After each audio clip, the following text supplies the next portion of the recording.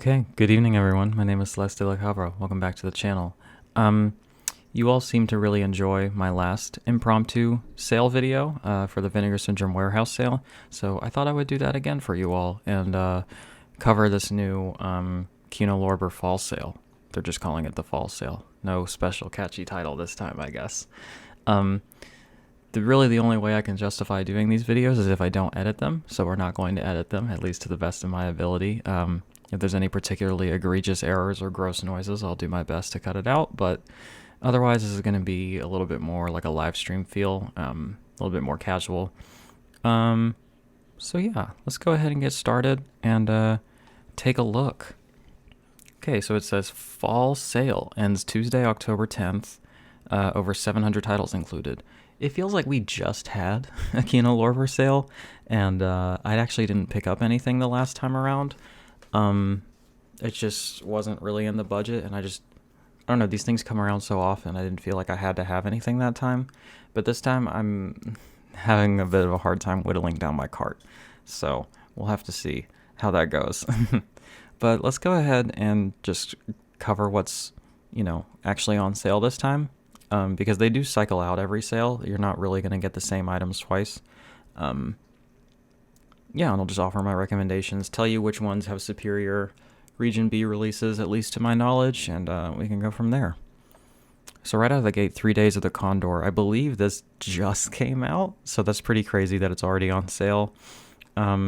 People ask this question a lot, so I want to go ahead and answer it. If it shows the slipcover in the image, that means it's currently in stock, and they do their best to re-upload it looking like this if the slipcover sells out. That has been true every time for me, except for one, where I bought something with the slip on it and then it arrived and it didn't have it, which was a bummer, but it's not that big of a deal. And it's imperfect, but they do their best,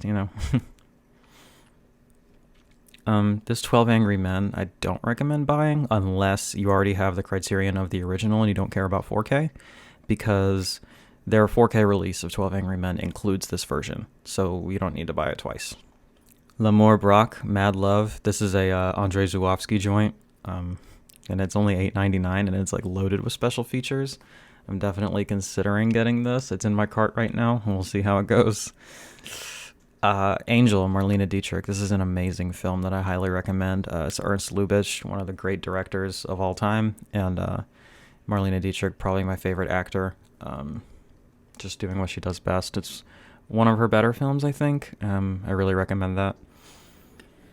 The Antichrist, aka The Tempter. I've been recommending this to people. I know it was just announced for Region B somewhere, so, compare as you will, but it still has the slip on it, and it's only $8. That's really, really tough to beat if, you're local to the United States or Canada.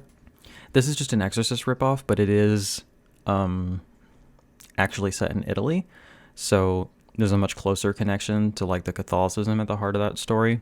And there's some really, really disturbing scenes of religious fervor and some really beautiful scenes of Rome on location stuff. It's also so much grosser than I was expecting. This film is really, really nasty. Lots of bile and nasty shit going on. So if that sounds like something you would like, there's a pretty low risk purchase, so I recommend it. These director sets, I don't have any of them yet. I've heard people like them, but I've also, when I've looked into them, these seem to be really, really bottom of the barrel entries for these actors. But I'm really glad that they exist. And, they're less than $10 a title. You're essentially getting one for $5. So it's pretty good. I noticed that there's no Cohen Media this time, which is a bummer because they have a lot of stuff that I really like. I hope that isn't indicative of some kind of breakdown of their partnership, because that's the best way to get their stuff, The Balcony. I watched this on the Criterion channel and I didn't really care for it. Nothing really happens in it, but Peter Falk is in it, so if you're a super fan or a completionist, you probably have to have it. W.C. Fields' The Bank Dick. This one was okay. I watched it because it's one of the out of print Criterion editions. So if you're a Criterion completist, or you're you want the best version of everything in the Criterion collection, this is one that you got to get. It's spine number 100 something. It's a pretty early one. It's okay. I'm not really a fan of W.C. Fields, to be honest. Mae West. All of the Mae West stuff I recommend. Hey, buddy, this is Bigwig. I probably should have kicked him out before I did this, but he's making a little cameo. As long as he doesn't step on my keyboard, he can stay. I hope you like cats. So Indicator put out just an incredible set of Mae West films. It's like 10 or 11 films or something like that. And it's just in the most beautiful packaging. It has such great supplements. It's really worth importing, and I think the limited edition is still available. So I really recommend getting that. Honestly, I have a hard time kind of remembering the difference between each one, like remembering which one was which, because I just kind of marathon them, like one a day or something like that. And they are kind of samey in some respects, but they all have aspects that I really enjoy. This is just really important to cinema history and to like the history of female creators, female actresses, and like sexual liberation too. She was just a really, really important figurehead against censorship and for sexual liberation. And the films are really good too. So I guess I recommend, if you want to just start somewhere, look up these films, all the ones that are on sale, and whichever one speaks to you, I would say go ahead and get. Like, I don't think any of them are bad. Yeah, so that's my thing on Mae West. Beware the Blob is a film that I actually really, really like. I think it's a lot of fun. I watched it on the Criterion channel back in the day, and aka Son of Blob. That's fun. And I picked it up on one of my first Kino Lorber sales, actually. It's definitely like a schlocky B thing. If you're not really into the really silly B movies, give that one a pass. But if you like that kind of thing, I think it's worth checking out. The Birth of a Nation. Don't buy that. Don't watch that. I don't know. I guess if you need it for posterity or for like educational purposes, but if anybody's out here enjoying Birth of the Nation, I don't trust that person straight up.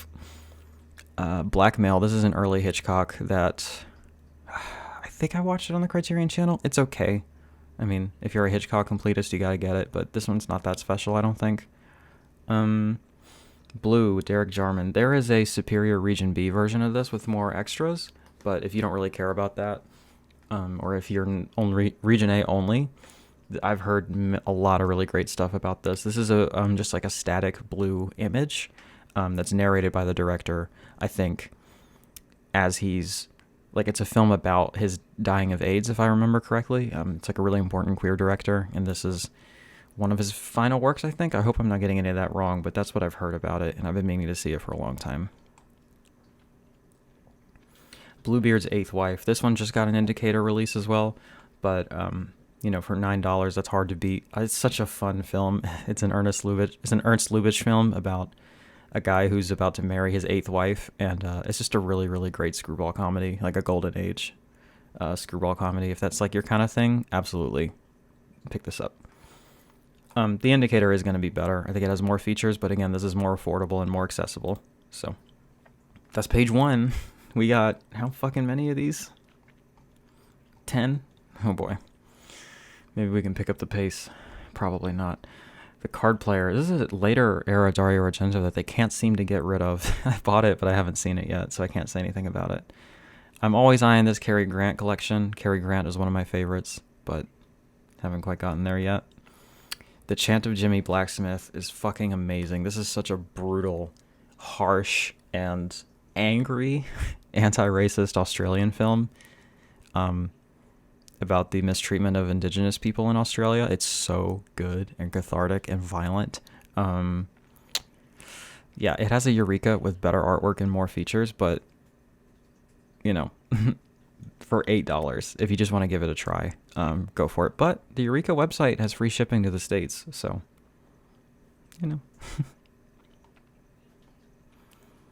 Cinema's First Nasty Women. These sets, like all these ones they've put out of like early cinema, like educational film school box sets, like I need to get and dive into at some point. It's just, I guess part of it feels like homework, just watching all that stuff. And it's just, I have so much stuff that I haven't gotten through yet that this kind of thing intimidates me. And I mean, the price point is a little bit higher, as it should be. Like, a lot of work goes into these sets, and there's a lot of films in these sets. I can't personally recommend it because I've never seen it. There's my cat going again on the little scratching post. But I just love this idea so much of like early female filmmakers like pushing boundaries and doing cool subversive shit. I think that's amazing. So check that out. Buddy, you gotta work with me here. There he is. The Crimson Rivers. I love this artwork, and the sequel was just announced today from Shout Factory. There's some cat ASMR for you. But I haven't heard like universal praise for it. I think I'd need to check it out on some kind of streaming platform first, or I might just get it sometime. I don't know. Daddy and the Muscle Academy. I really wanted this. I had this in my cart for a second, but this is an earlier release and there's no subtitles on it, which if you know me, you know is like kind of a deal breaker. But it's like a portrait of a gay artist, and like, it's just murder for the sound. I'm sorry. And like interviewing people who he's influenced. Just really cool stuff.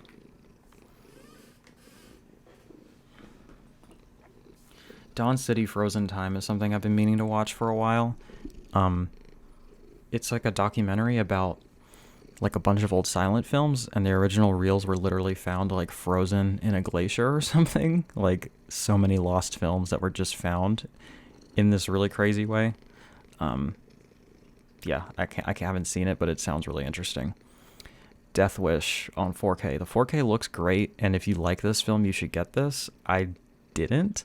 I've heard a lot of debate as to whether or not this is like a fascist film, and I've heard like when I was on the stream with Troy Howard, he was like, the first one definitely isn't fascist, but the second one certainly is. And I was like, kind of like, I kind of think they both are, but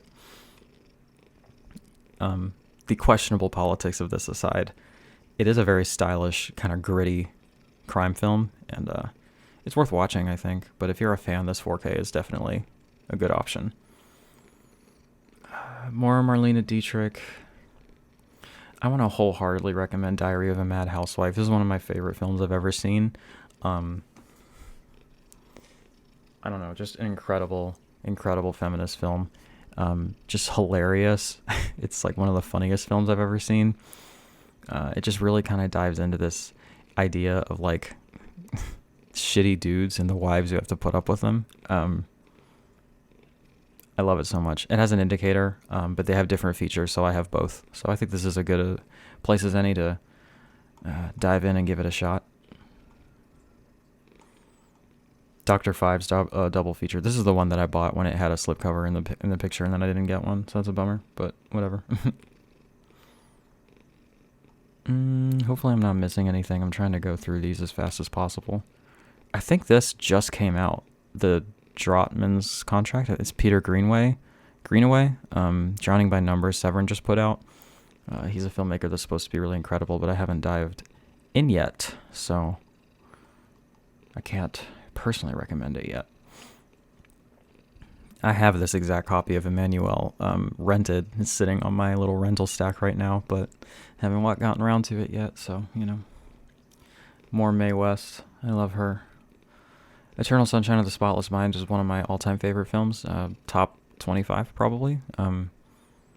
So get that. I haven't seen the 4K yet, but I do have it. But I've seen the film at least twice.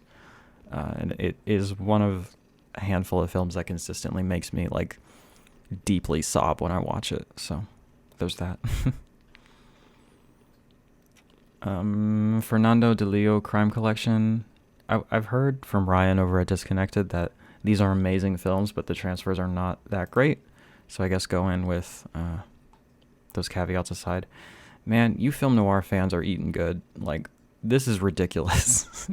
There's no way I could keep up. This is just so much, but I guess people keep buying them. So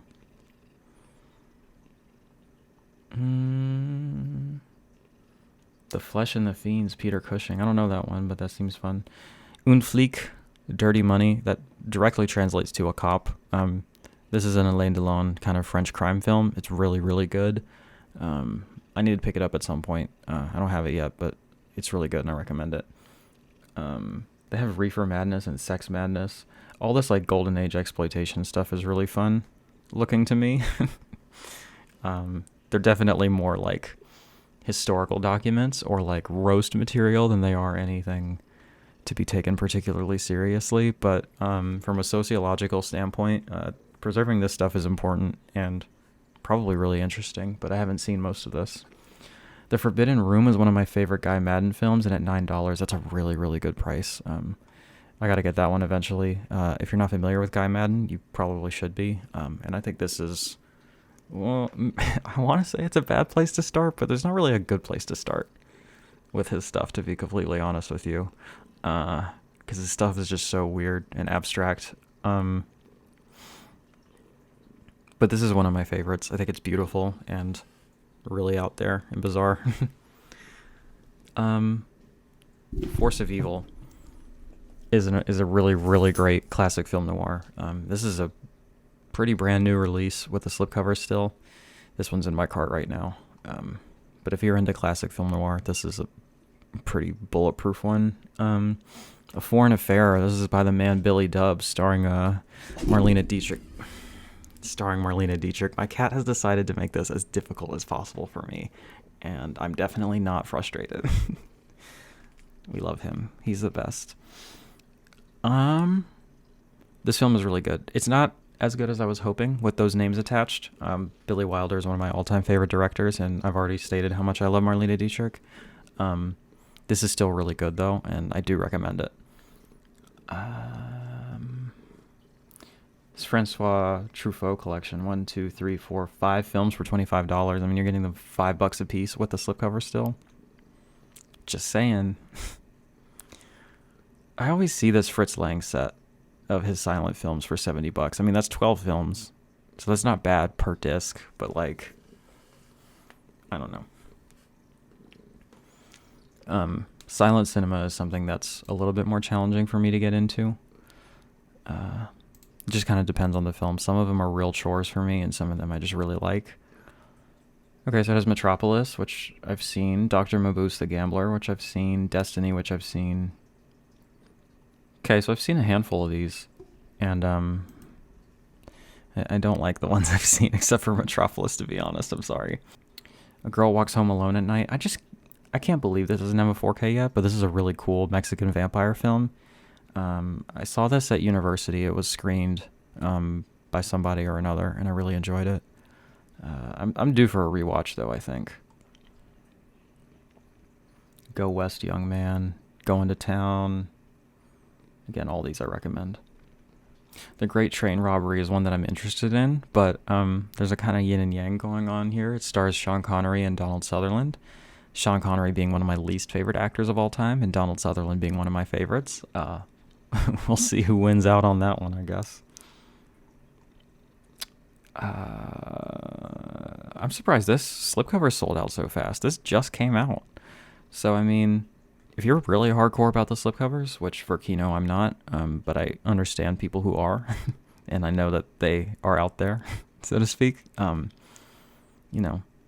probably don't rely on the sales too heavily, but that's obviously a difficult balance to strike. Hitchcock British International Pictures Collection. I rented this, and I watched all of them. There's definitely some interesting stuff there. Like, it's very early British Hitchcock, a lot of silent stuff. It's not stuff I particularly enjoyed, but it was interesting to see the kind of origins of his material. And again, for the completists, like, $18 is a good deal. There's like 5 films on here or something like that. The Hot Spot. This is one that Indicator just put out. Not Indicator, Radiance, but it was a UK only. It's one that I need to get because I think it's close to selling out. I'm No Angel. More Mae West. Really pushing the Mae West on this one. Icy Breasts. That sounds fun. Alain Delon in Icy Breasts. Or Someone is Bleeding. Very different vibes to those two titles, huh?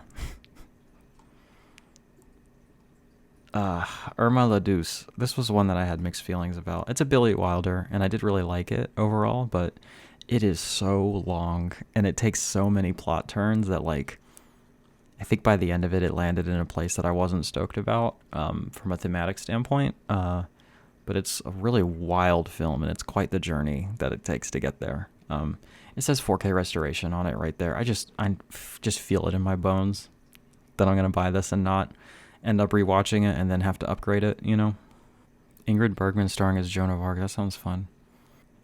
Killer's Kiss and The Killing. Both of these are included on the Criterion edition of The Killing on regular Blu-ray. I haven't touched these because I haven't watched that yet, so I need to see if I want to upgrade it. But you can get both of them in that one set if you want to, like, have a more cost-efficient version. Klondike Annie,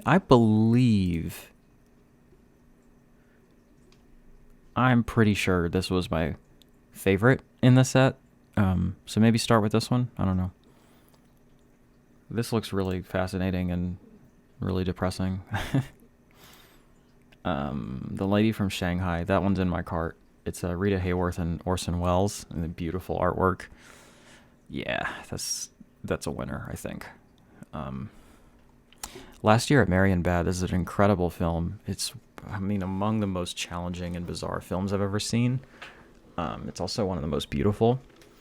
It's one of the few out-of-print Criterion Blu-rays. And I feel it so deeply that they're going to announce the 4K sometime soon.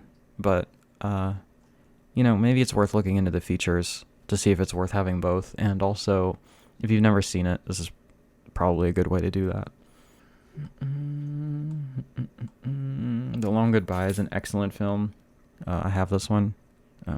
Looks like the slipcover is gone, but this is a great film with a really early Arnold Schwarzenegger performance, which is fun. I don't even think he's credited in it.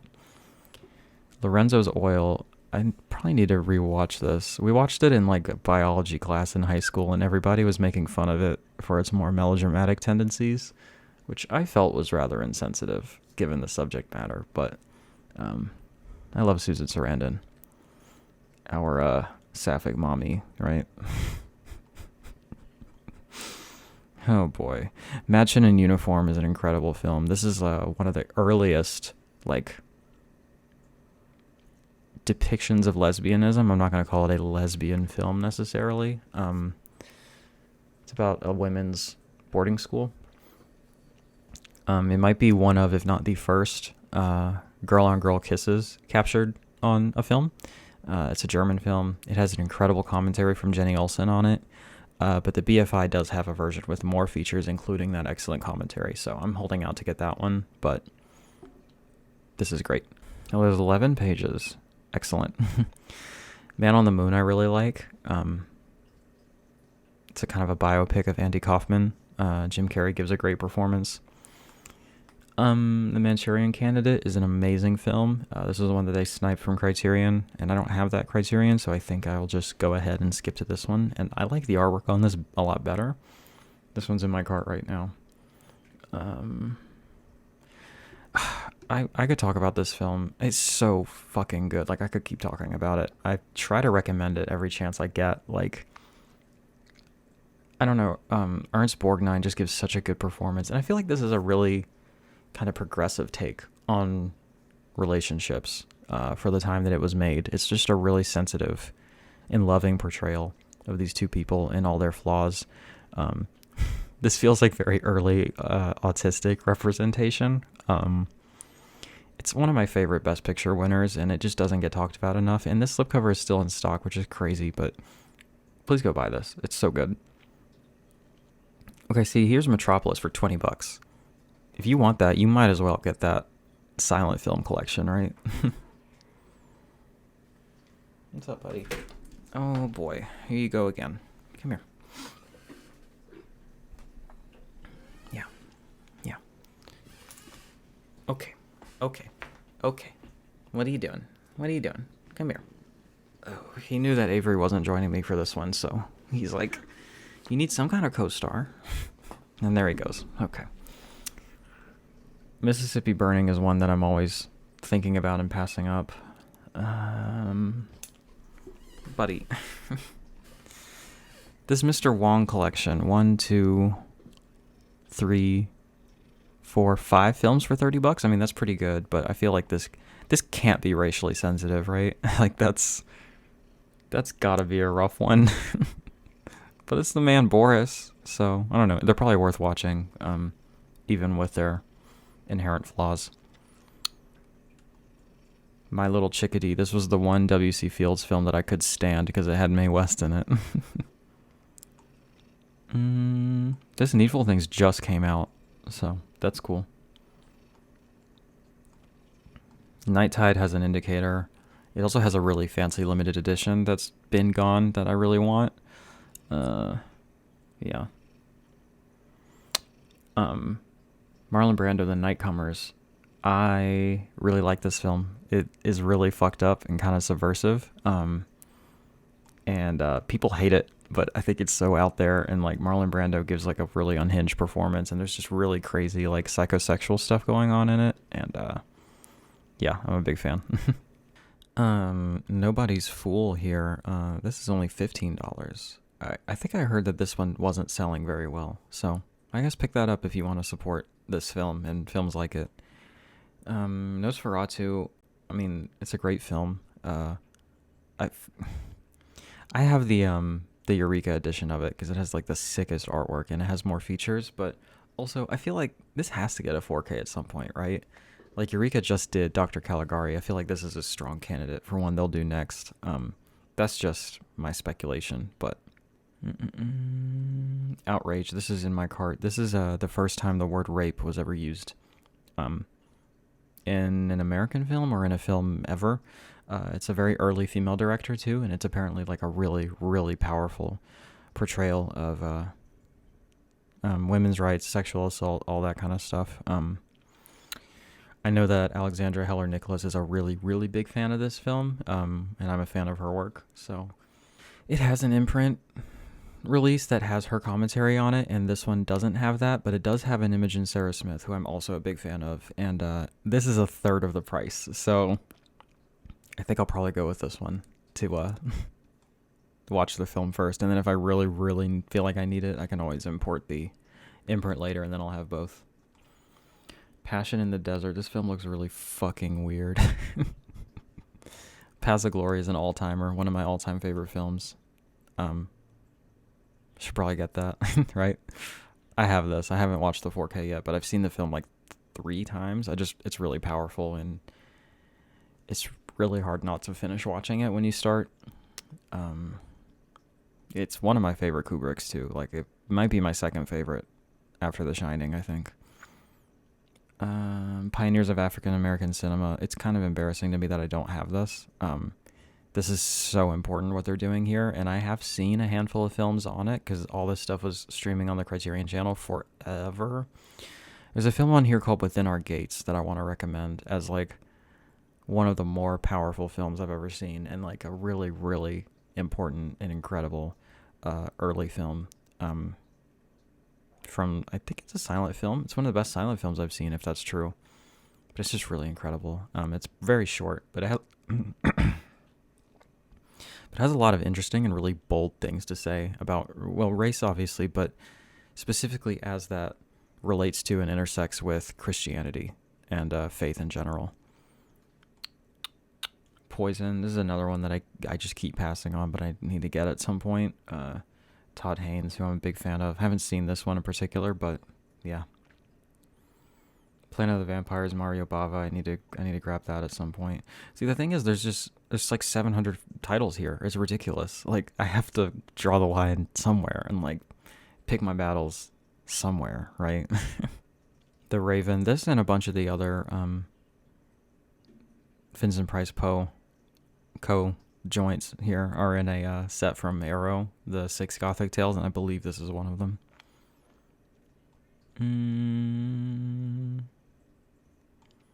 Seeing a good amount of titles that used to have slipcovers and don't anymore. So I mean, you know, if you're into that kind of thing, they do go. Like this one used to have one, and this just came out pretty recently too, so it must have sold really well.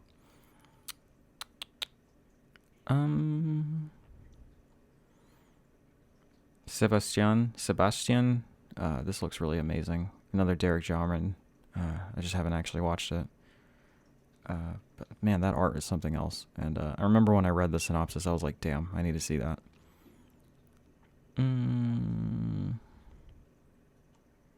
September Storm 3D. This looks like a fun... Is it a shark thing? Is that an orca? Hold on. Let's find out. Let's investigate. Oh, there's a DCP available too, huh?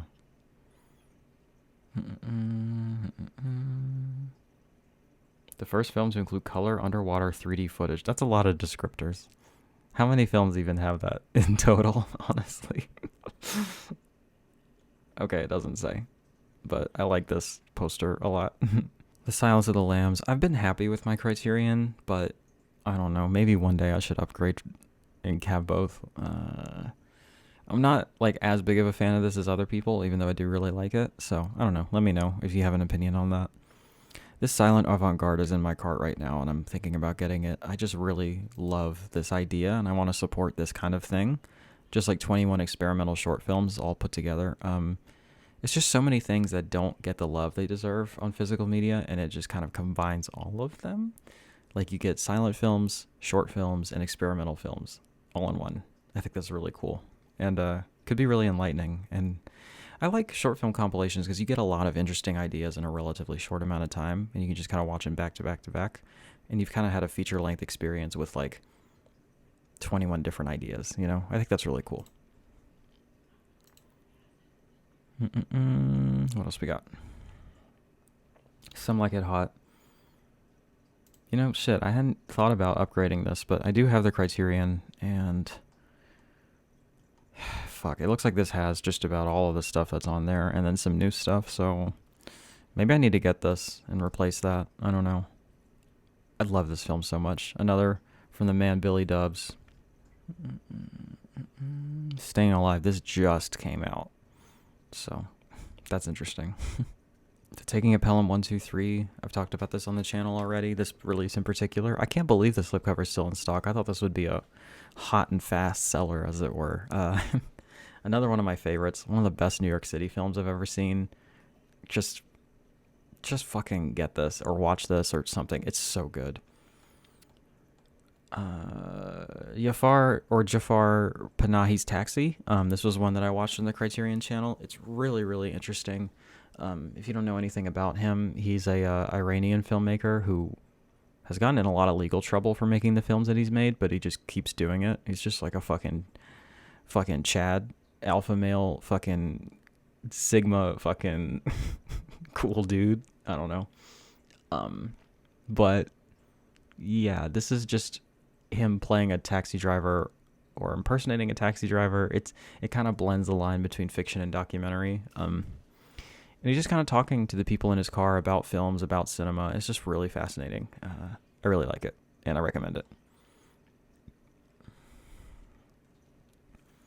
Theater of Blood is one that I didn't like at all when I first tried to watch it, but I feel like I'm definitely due for a rewatch on that. They Call Me Mr. Tibbs in the Organization. This is one, again, that you should only get if you have the Criterion of... Holy shit, what's it called? I'm totally drawing a blank.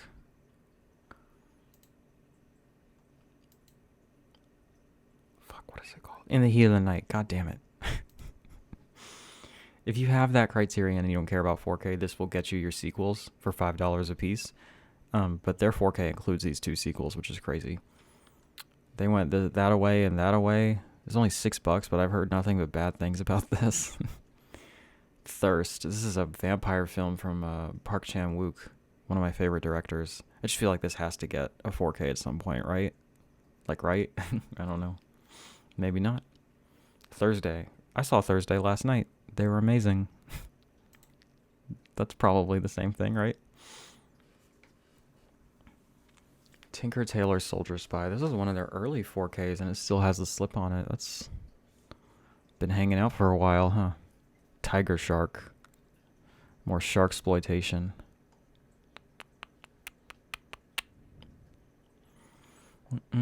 Tropic Thunder is a film I really like. I think it's really, really funny, even though some of the humor has not held up super great. I think it's all in service of, I think the message behind it mostly justifies the problematic elements about it, and I think it's actually really smart and really funny, and it looks really expensive.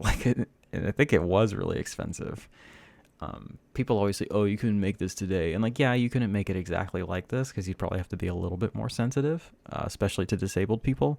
But also, they just don't give comedies budgets like this anymore. I feel like that's the main reason this couldn't be made anymore, you know? Oh, what else we got? This is the last page. We're in the dubs. People keep recommending the White Buffalo. I think it looks fun. Yep, this is the last one. You Can Live Forever is a contemporary lesbian film about two lesbians in like a hyper-religious community. Definitely my kind of thing. And I'm glad to see companies putting out more contemporary queer cinema and that kind of thing. Yeah, I don't know. Yeah, I hope that this helped, and this could kind of help you parse through the immense amount of stuff here. This video ran longer than I wanted it to, but I mean, how quickly can you realistically talk about 784 films? Obviously, I didn't talk about all of them, but you know, it's extensive. So yeah, I hope this helped. I hope you find something you like. Enjoy the sale. These are really, really great prices from a really, really cool company that deserves your support. There should be something for everyone here. But yeah, I know it can be overwhelming, so hopefully I could help you parse through it. Yeah, that's all for me today. There's links in the description for my Patreon channel membership program and Amazon wishlist if you want to support me monetarily. If you want to support me non-monetarily, you can like the video, leave me lovely comments to read, share this with a pal, and subscribe to the channel. And there's also links in the description for my social media if you'd like to be a little bit more intimate with me. And until then, remember, Satan loves all of their children. Goodbye.